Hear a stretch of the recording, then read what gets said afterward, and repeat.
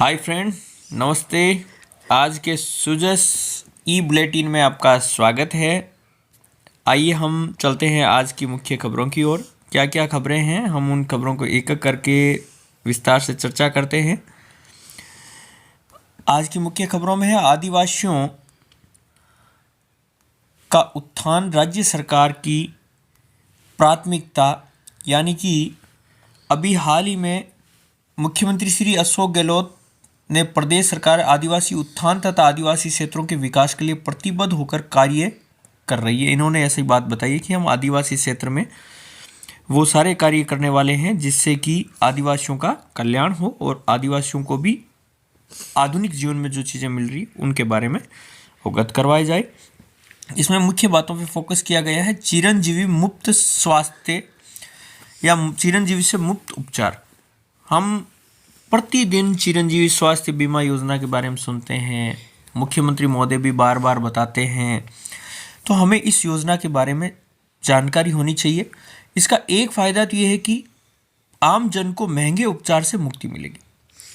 देखिए, बीमारी जीवन में कभी कह के नहीं आती है, और जब बीमारी आ जाती है, व्यक्ति के पास पैसा नहीं होता तो इलाज करवाना उसके लिए बहुत कठिन काम हो जाता है।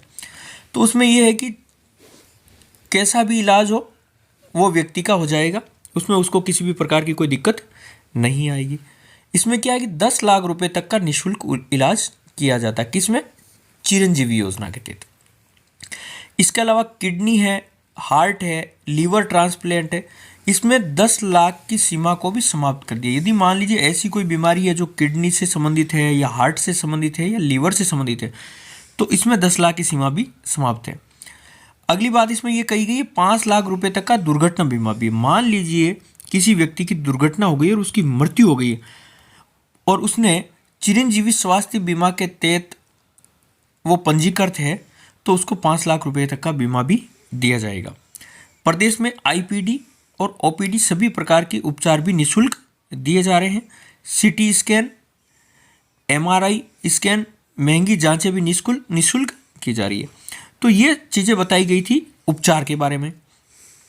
अगला इस सम्मेलन में ये बताया गया था कि राजस्थान शिक्षा में आगे, कि शिक्षा के क्षेत्र में क्या क्या बताया गया है। पहले चिकित्सा से संबंधित था और ये दूसरा है वो शिक्षा से संबंधित है, जिसमें ये बताया गया है कि 500 बालिकाओं के नामांकन पर कॉलेज खोलने का निर्णय लिया गया कि जिस जगह 500 बालिकाओं का नामांकन हो जाएगा उस जगह हम कॉलेज खोल देंगे। निःशुल्क स्कूटी वितरण भी किया जा रहा है। उच्च शिक्षा में लड़कियों का नामांकन लड़कों से अधिक हो गया, ये बहुत ही अच्छी बात है। प्रदेश में महात्मा गांधी अंग्रेजी माध्यम स्कूल भी खोले गए हैं। अनुप्रेती कोचिंग योजना भी आई है जिसका अपन बार बार सुनते हैं। राजीव गांधी एकेडमिक एक्सीलेंस जो युवाओं के लिए निःशुल्क विदेशों में निःशुल्क पढ़ने का अवसर भी प्रदान करती है। तो ये चीज़ें हमें पता होनी चाहिए। ये शिक्षा के क्षेत्र में कौन कौन सी? महात्मा गांधी अंग्रेजी विद्यालय, अनुप्रेती कोचिंग योजना और Rajiv Gandhi scholarship for academic excellence. इसके अलावा अगली खबर है जिसमें यह है कि गौवंश संरक्षण के लिए राज्य सरकार प्रतिबद्ध है कि गायों को कैसे संरक्षित किया जाए। अगली है जयपुर में कक्षा 1 से 8 के लिए 14 जनवरी तक अवकाश किया गया है। सर्दी ज़्यादा होने की वजह से ये ऐसा किया जा रहा है ताकि छोटे बच्चों को किसी प्रकार की दिक्कत नहीं हो। वापस यही की खबर रिपीट हो रही है। जुम्बरी की रंगोली में स्काउट्स ने सारे रंग सजाए हैं। ये जो पाली के रोहट तहसील में चल रहा है, ये सारे आप झलकियाँ देख रहे हैं, सारी की सारी जो पाली के अंदर जम्बूरी आयोजन हो रही है उसके बारे में। अगली जो खबर है वो है राज्य महिला आयोग अब सुनवाई सोमवार और मंगलवार को करेगा। अब हमें यह पता होना चाहिए कि सोमवार और मंगलवार को राज्य महिला आयोग है वो सुनवाई करेगा। कभी कभी वार आपसे पूछ लिए जाते हैं और हम वस्तुनिष्ठ प्रश्न भी अभी करेंगे इस प्रश्न पत्र पर आधारित। अगला है राज्य महिला आयोग के अध्यक्ष कौन है? श्रीमती रेहाना रियाज है जो राज्य महिला आयोग की अध्यक्ष है। इसके अलावा नवोदय विद्यालय में यदि आप बच्चों के अपने छोटे बच्चे या भाई बहन हैं उनका आवेदन करवा सकते हैं जो नवोदय विद्यालय में कक्षा 6 के लिए प्रवेश तिथि घोषित कर दी गई है।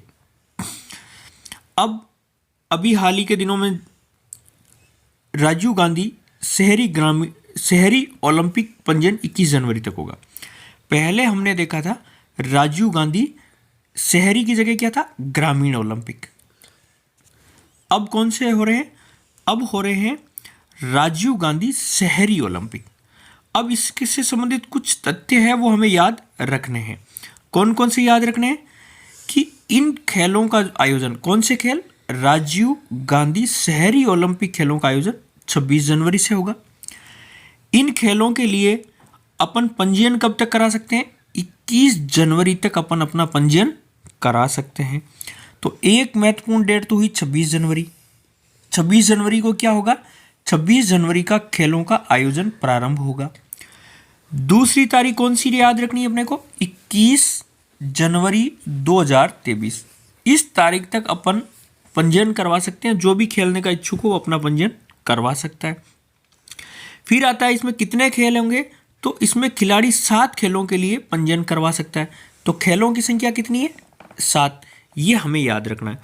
फिर अगली चीज आती है राजीव गांधी ग्रामीण ओलंपिक खेल कितने चरणों में होंगे, तो यहाँ पे इसके चरण स्पष्ट रूप से बताए गए हैं।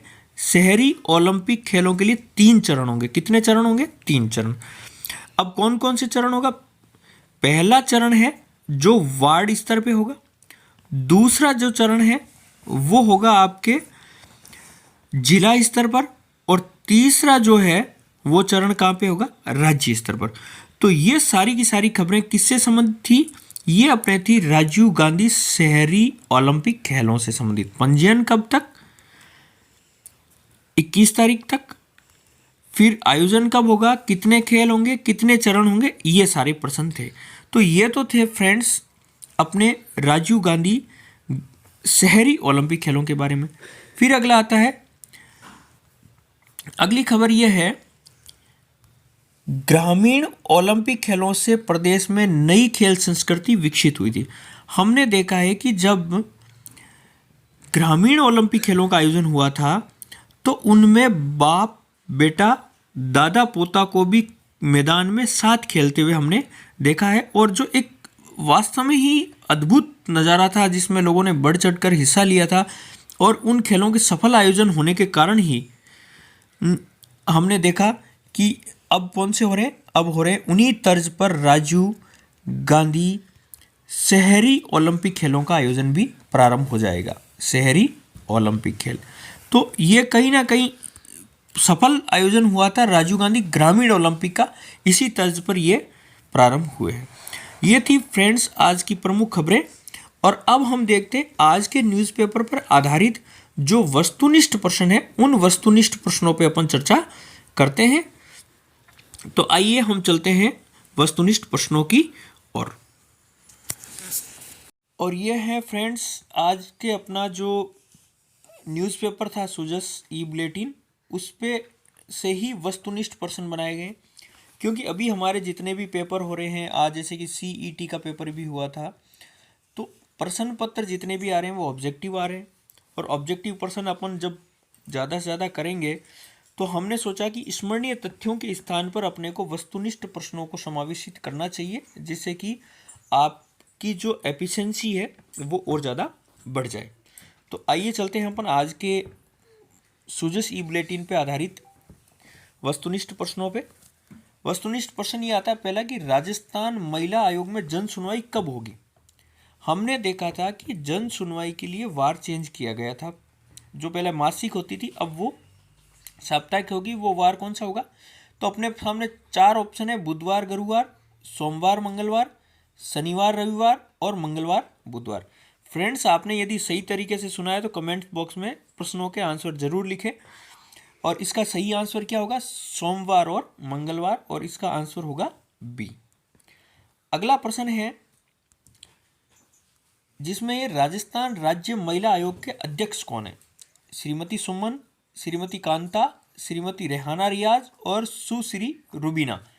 तो इसका सही आंसर होगा फ्रेंड्स सी, श्रीमती रेहाना रियाज। आइए हम अगले प्रश्न की ओर चलते हैं। अगला प्रश्न है आपके राजीव गांधी शहरी ओलंपिक खेलों में खिलाड़ी 21 जनवरी तक कितने खेलों का पंजीयन करवा सकते हैं? ए 7, बी 8, सी 6 और डी 9। तो हमने देखा था कि इसके अंदर कितने खेलों में करवा सकता है पंजीयन? 7 खेलों में। तो इसका सही उत्तर हो जाएगा ए। अगला प्रश्न है वो भी राजीव गांधी शहरी ओलंपिक खेलों से संबंधित है। राजीव गांधी शहरी ओलंपिक खेलों के बारे में सत्य कथन का चयन करना। देखो, प्रश्न पढ़ते वक्त हमें यह ध्यान रखना है सत्य की बात हो रही है असत्य की।